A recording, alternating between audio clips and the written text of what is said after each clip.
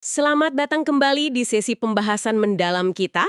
Anda bersama kami lagi. Halo semuanya. Hari ini kita mau bongkar satu bab yang menarik banget nih dari buku The Science of Stuck karya Brit Frank. Betul. Fokus kita bab 4, judulnya aja udah bikin penasaran. Shadow Intelligence, atau kalau di Indonesiain kecerdasan sisi gelap kali ya. Bisa dibilang gitu, kecerdasan sisi gelap. Langsung deh ke intinya ya, gimana kalau bagian diri Anda yang paling Anda nggak suka, yang mungkin Anda coba umpetin dalam-dalam, Ya, ternyata itu bukan musuh. Gimana kalau bagian itu justru punya, kecerdasan, punya pesan penting buat Anda, nah ini dia. buat bener-bener lepas dari keterjebakan, biar nggak stuck lagi gitu. Tepat sekali. Konsep shadow atau sisi gelap ini kan sebetulnya punya akar kuat ya di psikologi. Carl Jung lah terutama. Ah iya, Jung, sering dengar. Betul. Tapi yang bikin bab 4 ini relevan banget itu cara Brit Frank menyajikannya. Dia ambil konsep yang mungkin rasanya abstrak, terus dijadiin kayak alat diagnosis praktis gitu. Alat diagnosis, maksudnya? Dia nunjukin gimana kalau kita ngabaikan sisi gelap ini, itu nyambung langsung ke rasa stuck atau macet yang mungkin lagi Anda alami. Jadi bukan teori doang, tapi ada dampaknya yang bisa dirasain gitu loh. Oke, menarik. Nah, mari kita mulai dari yang paling dasar deh. Kenapa sih kita kok punya kecenderungan kuat banget buat nyembunyiin bagian-bagian diri ini? Iya. Bab ini ngejelasin kalau kita semua, tanpa kecuali nih, punya aspek kepribadian yang kita cap buruk, nggak pantas, atau nggak bisa diterima. Mungkin rasa marah, males, cemburu, serakah, apa aja lah. Ada semacam keyakinan di bawah sadar kita, kayak kutipan Margaret Atwood di buku ini, kalau kita diadili karena pikiran kita semua bakal digantung. Dalam juga ya kutipannya. Iya kan? Kita takut aja gitu kalau sisi gelap ini kelihatan, nanti kita ditolak, dihakimi, atau dianggap gagal. Dan usaha buat nyembunyiin ini, nah Brit Frank menggambarkannya mirip banget kayak kita nyoba nahan bola pantai gede di bawah air. Oh iya, kebayang. Bisa dibayangin nggak sih? Capeknya, butuh energi konstan yang, gede banget. Cuma buat jaga bola itu nggak nongol ke permukaan. Pasti capek banget. Energi ini, seperti kata Kristen Escherkirk yang juga dikutip, itu energi yang harusnya bisa kita pakai buat hidup lebih penuh. Buat diri kita, buat orang yang kita sayang.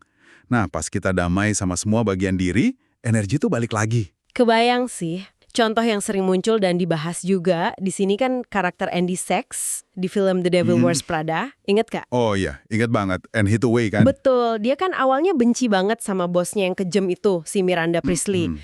Tapi karena dia nggak sadar dan nggak mau ngakuin sisi ambisius, mungkin sedikit kejam atau tegas dalam dirinya sendiri, sisi gelapnya dia, malah tanpa sadar dia jadi mirip banget sama Miranda. Justru karena nolak sisi gelapnya, dia malah dikendaliin dari belakang layar gitu. Nah, itu contoh bagus banget. Gimana penolakan itu nggak berhasil. Seringnya malah jadi bumerang. Bumerang ya? Betul. Dan konsekuensinya bisa lebih dalam loh daripada sekedar capek atau niru orang lain. Brit Frank, dia ngutak filsuf Gilles Deleuze, ngegambarin gimana bagian yang ditekan ini bakal lolos dari tubuh kayak hewan yang kita lindungi. Wah, gimana tuh maksudnya? Lolos kayak hewan? Artinya, bagian yang disembunyiin itu nggak hilang. Dia cuma nyali jalan keluar lain. Seringnya secara menyamping. Menyamping. Gimana tuh bentuknya?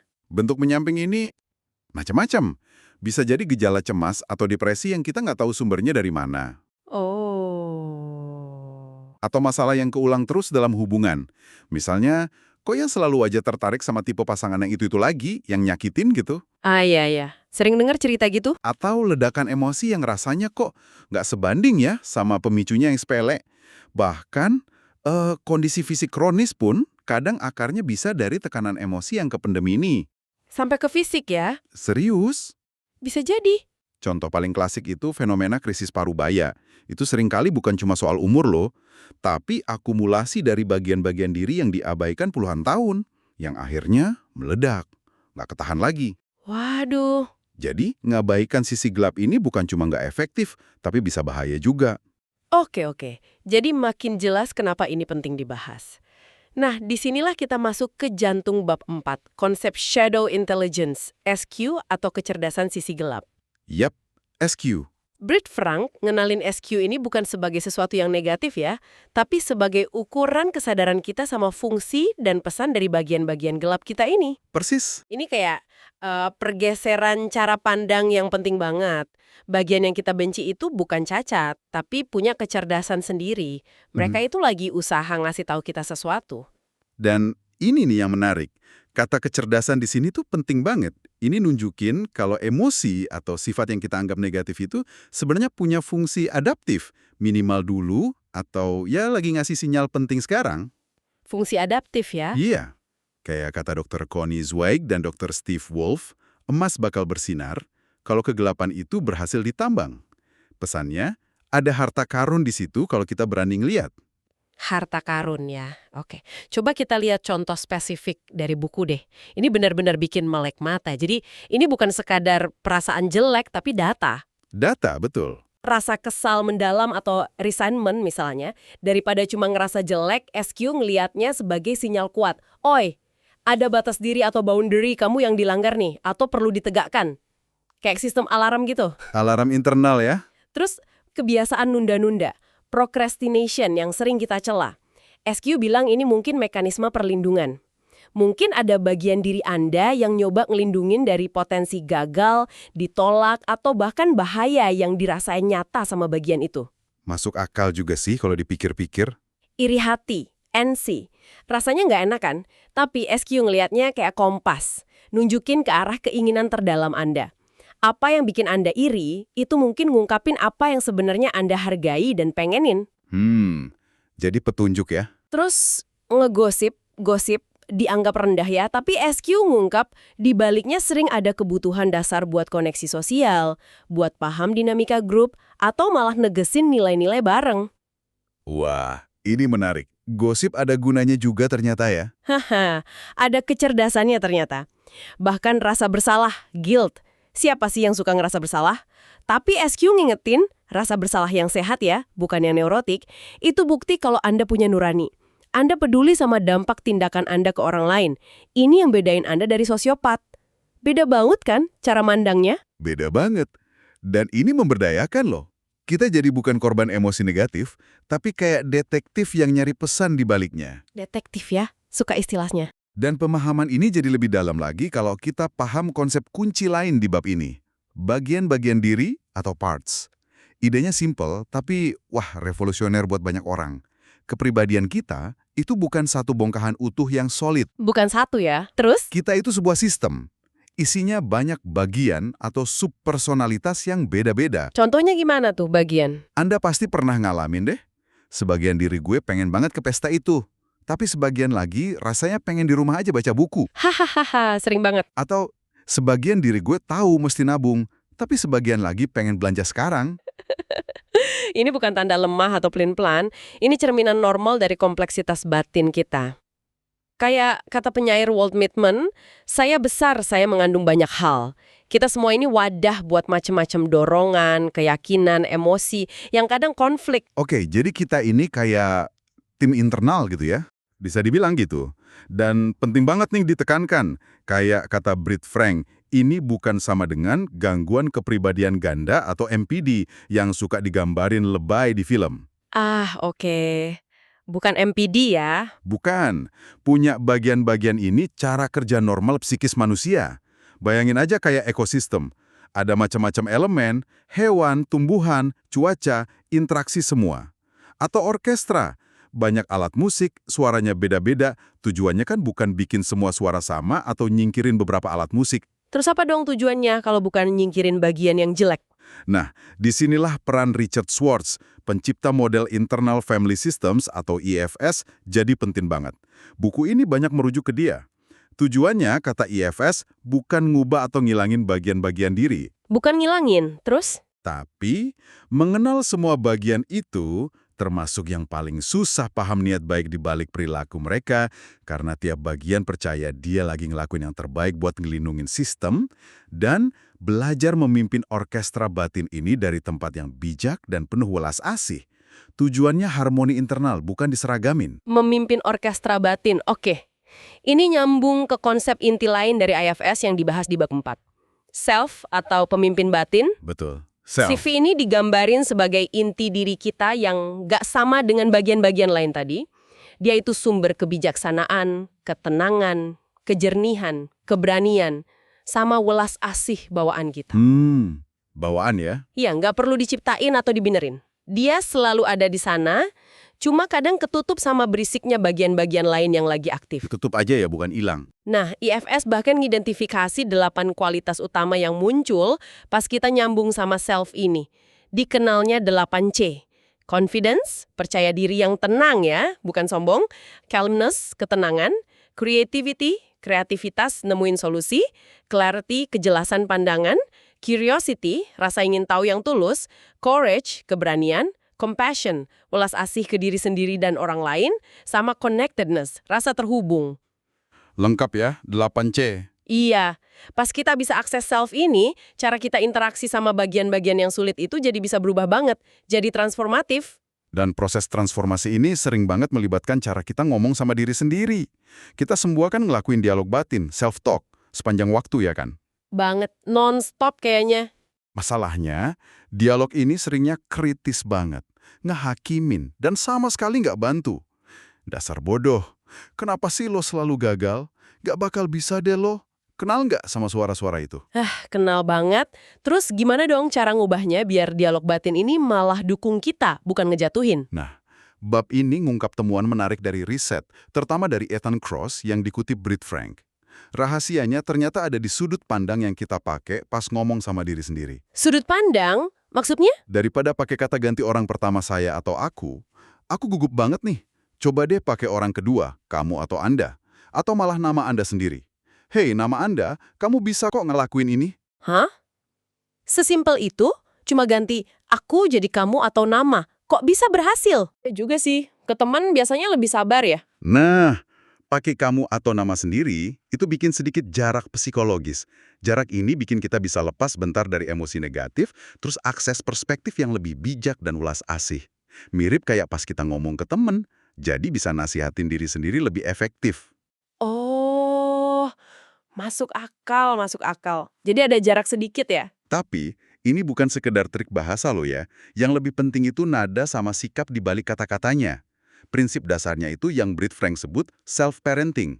Self-parenting, mengasuh diri sendiri. Iya, ngasuh bagian-bagian diri kita yang lagi susah, terutama yang rasanya kayak anak kecil di dalam diri, pakai kehangatan, pengertian, dukungan yang mungkin dulu kita nggak dapet. Jadi pas Anda bilang, oke nama Anda, tarik napas dulu, situasi ini emang susah, tapi kamu punya kekuatan buat ngelewatinnya. Lakuin itu pakai nada yang benar-benar suportif, tulus gitu. Oke, paham. Jadi kita punya bagian gelap dengan kecerdasannya, SQ. Kita perlu deketin dari self yang welas asih, bukan ngehakimin. Kita bisa ngomong sama dia lebih baik pakai sudut pandang orang kedua ketiga. Pertanyaan berikutnya nih, gimana kita ngerawat atau ngasih makan bagian gelap ini biar kebutuhannya terpenuhi secara sehat, biar nggak malah meledak liar gitu. Disinilah konsep unik shadow snacks masuk. Konsep yang unik ya, shadow snacks. Idenya itu bagian-bagian gelap ini marah, takut, sedih, punya energi dan kebutuhan yang perlu disalurin. Perlu disalurin ya? Iya, kalau cuma ditekan atau diabaiin, energinya numpuk bisa meledak. Kalau dibiarin liar tanpa kendali, ya bisa ngerusak. Nah, shadow snacks ini cara-cara kecil, sadar dan sehat buat ngasih perhatian dan ekspresi ke energi dan kebutuhan di balik bagian-bagian ini. Oke, cemilan buat sisi gelap kita. Apa snack yang paling direkomendasiin buku ini? Bukan coklat atau curhat berlebihan ya? Bukan. Ternyata gerakan fisik. Tapi, tunggu dulu. Ini bukan olahraga yang terstruktur buat bakar kalori atau bentuk otot kayak yang biasa kita pikirin. Bukan olahraga biasa. Terus gerakan kayak gimana? Lebih ke gerakan yang sadar dan nyambung sama tubuh. Apa yang sering disebut mindfulness dalam gerakan atau embodiment. Ini soal benar-benar ngerasain apa yang terjadi di tubuh pas kita gerak, tanpa ngehakimin. Kenapa harus gerakan? Kenapa gerakan? Soalnya, bagian-bagian diri yang keteken ini, apalagi yang dari pengalaman awal hidup, seringnya nyimpen memori atau energinya di dalam tubuh. Di luar jangkauan logika atau kata-kata aja. Tubuh itu beneran nyimpen skornya, keeping the score. Ah, iya. The body keeps the score. Pernah dengar? Nah, itu dia. Makanya lewat tubuh juga nyembuhinnya. Brit Frank ngutip penari profesional Catherine McCormick. Dia ngegambarin tarian itu bukan cuma seni, tapi cara buat check-in sama lapisan diri yang lebih dalam. Gerakan bisa ngungkap kebutuhan bawah sadar, bahkan perasaan gak nyaman yang susah diomongin. Check-in lewat gerak ya? Gerakan, kata dia, nyediain ruang aman buat ngejelajahin, ngeekspresiin, bahkan ngubah hambatan batin yang kesimpan di tubuh. Jadi, shadow snack berupa gerakan ini bisa simple banget kok. Saran praktis dari buku ini, coba deh luangin 5 menit aja tiap hari. 5 menit aja? Iya, putar musik yang pas sama mood bagian diri Anda yang lagi dominan. Mungkin musik marah, sedih, atau energik. Terus biarin aja tubuh Anda gerak bebas ngikutin irama itu. Nggak usah mikir bagus apa enggak, nggak usah pakai teknik. Biarin aja bagian diri itu ngomong lewat gerakan tubuh Anda. Ini cara ngasih jalan keluar yang aman dan sehat buat energi yang kependem. Menarik banget idenya. 5 menit gerak bebas ya. Kayaknya bisa dicoba nih. Oke, jadi dari ngenalin sisi gelap, pahamin bagian diri, akses self, ubah dialog batin, sampai ngasih shadow snacks, semua ini ngarah ke satu tujuan gede ya, penerimaan diri secara utuh. Tapi, apa sih artinya ini sebenarnya? Nah, ini poin krusial di akhir bab. Welas asih sejati ke diri sendiri, genuine self-compassion, itu bukan sekedar ngomong positif atau manjain diri. Ini tuh keberanian buat ngelihat dan ngakuin semua aspek diri kita. Semua ya? Nggak pilih-pilih? Semua. Yang terang dan yang gelap, yang kuat dan yang rapuh, yang baik dan yang buruk menurut standar kita.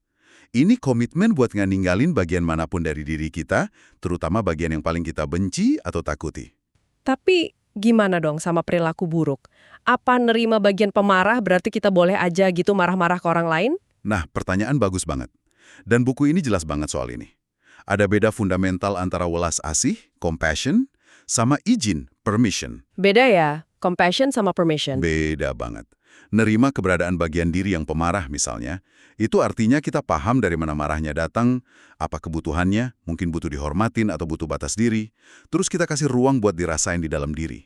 Itu welas asih. Oke. Tapi, ini sama sekali bukan berarti ngasih izin ke diri sendiri buat teriak-teriak ke orang lain atau ngelakuin kekerasan. Perilaku destruktif, ia tetap nggak bisa diterima. Kita bisa welas asih ke bagian diri kita tanpa harus setuju atau nurutin semua dorongannya. Oke. Jadi semua bagian itu berharga dan punya pesan, tapi nggak semua perilaku bisa dibenarkan. Gitu ya intinya? Tepat. Kayak kata penyair John O'Donohue dalam kutipan indah di buku ini. Setiap iblis batin nyimpen berkah berharga yang bisa ngubah hidup Anda. Buat nerima hadiah ini, Anda harus nyingkirin ketakutan. Singkirkan ketakutan ya. Kuncinya itu, deketin iblis batin ini pakai rasa ingin tahu, bukan takut. Buat nemuin berkah atau pesan di dalamnya. Ingat, pikiran, bahkan yang paling gelap, itu nggak sama dengan tindakan. Maksa diri buat selalu berpikir positif dengan nyangkal bagian gelap itu malah bisa bikin kita nggak jujur sama diri sendiri dan orang lain. Dan itu capek banget. Iya sih, bener juga. Analogi penutup dari buku anak-anak Nothing Sticks Like a Shadow itu juga kena banget. Ada kelinci mati-matian coba lari dari bayangannya, ya gagal total lah. Iyalah, bayangan kok dilawan lari? Sampai akhirnya ada rakun bijak ngasih nasihat buat coba temenan aja sama bayangan itu. Pesannya kuat banget. Lari dari sisi gelap kita itu usaha sia-sia. Jalan menuju utuh itu lewat penerimaan dan temenan sama dia. Ya, ini pergeseran dari perang di dalam diri jadi kerjasama internal. Oke, wah pembahasan yang dalam banget ya dari bab 4 The Science of Stuck ini. Coba kita tarik benang merahnya dikit yuk. Poin kunci pertama, bagian diri yang paling kita benci atau hindarin itu ternyata punya kecerdasan atau pesan penting. SQ tadi ya, mereka bukan musuh tapi sistem navigasi. Kedua, neken atau nyembunyiin bagian ini butuh energi gede banget. Dan seringnya bahaya. Karena mereka bakal cari jalan keluar, menyamping. Jadi gejala fisik, emosional, atau masalah hubungan. Ketiga, kita semua itu sebenarnya sistem kompleks. Isinya banyak bagian diri. Dan kabar baiknya, kita juga punya pemimpin batin atau self, inti diri yang bijak, tenang, welas asih, yang bisa bantu kita ngelola bagian-bagian ini. Keempat, cara kita ngomong sama diri sendiri itu ngaruh banget. Pakai sudut pandang orang kedua, kamu, atau ketiga, nama sendiri, bisa bantu kita akses welas asih dan objektivitas. Apalagi kalau dibarengi sikap self-parenting yang suportif. Those next tadi bisa jadi cara ampuh buat ngasih ruang ekspresi buat energi yang kependam di tubuh. Dan akhirnya, keenam, tujuan utamanya itu penerimaan diri secara utuh. Welas asih sejati itu artinya berani kenal dan temenan sama semua bagian diri, tanpa kecuali. Tapi ingat, welas asih ke bagian diri nggak sama dengan ngasih izin ke perilaku destruktif. Sebuah perjalanan yang nggak gampang pastinya ya. Tentu aja, mulai ngejelajahin sisi gelap ini butuh keberanian, butuh komitmen buat welas asih ke diri sendiri terus-menerus. Ini bukan soal jadi sempurna atau ngilangin semua sifat negatif dalam semalam. Bukan instan ya? Bukan. Ini proses seumur hidup buat jadi lebih utuh, lebih jujur sama diri sendiri, dan akhirnya lebih bebas dari rasa kejebak. Ini soal integrasi, bukan eliminasi. Baiklah, sebagai penutup nih buat Anda renungkan, setelah dengar semua ini, bagian gelap atau bagian sulit mana sih dalam diri Anda yang mungkin paling kerasa manggil buat diperhatiin dengan cara baru sekarang? Bagian mana yang paling sering Anda hakimi atau coba singkirin? Dan coba deh bayangin hadiah, wawasan, atau bahkan kekuatan apa ya yang nggak terduga yang mungkin muncul kalau Anda mulai deketin dia bukan lagi pakai perlawanan atau benci, tapi pakai sedikit aja rasa ingin tahu dan setetes welas asih. Pertanyaan yang bagus buat refleksi. Terima kasih banyak sudah menyimak pembahasan mendalam kita kali ini. Semoga obrolan ini ngasih Anda perspektif baru dalam perjalanan mengenal diri Anda seutuhnya. Sampai jumpa di sesi berikutnya. Sampai jumpa.